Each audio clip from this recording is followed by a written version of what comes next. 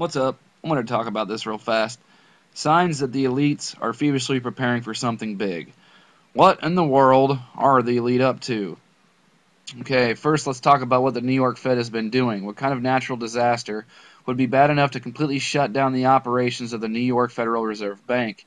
It would have to be something very unusual, and apparently the New York Fed is very concerned that such an event could happen. According to Reuters, the New York Fed has been transferring personnel to Chicago and building up its satellite office there just in case a natural disaster makes it impossible for normal operations, to continue in New York. We're going to skip this.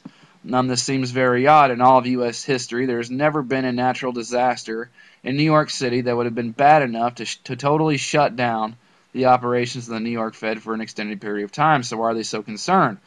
Well, I can think of one event that could cause such a disruption, an East Coast tsunami, which is very interesting because I remember whenever that was conspiracy, we were saying that long before it was cool to say it.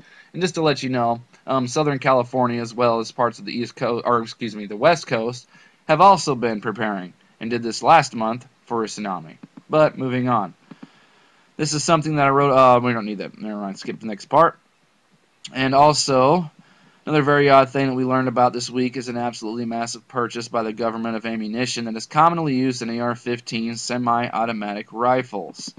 Why in the world would U.S. Customs and Border Protection agents nationwide need such a massive amount of ammunition for training purposes? That seems very odd.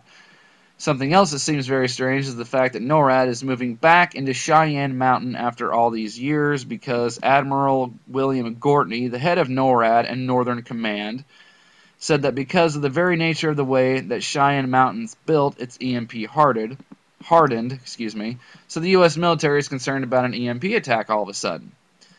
And on top of everything else, we've been seeing lots of strange training exercises being scheduled all over the nation recently. They talked about this one in Iowa with the weapons of mass destruction drill they did in Iowa recently. Here's one I didn't know about. I guess one in called Northern Exposure in Michigan. Unusual training activity out in Arizona and California. And then, of course, everybody knows our favorite Jade Helm, right? There is one in Canada too, but it's not real. I mean, we're just sticking to strictly what's happening inside the United States. So I didn't mention that one, but I guess by not mentioning it, I just did, so that counts too, I guess.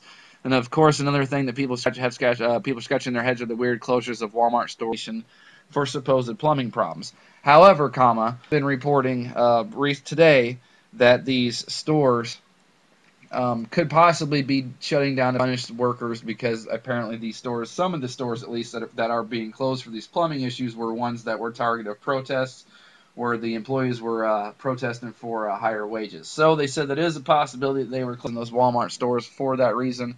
Who knows? I don't know if we'll ever find out for sure. But regardless, we have all this other stuff on top of, remember, I made this video earlier in the year, 2 months ago, I guess, according to YouTube to be exact. I'm straight anymore, so who knows?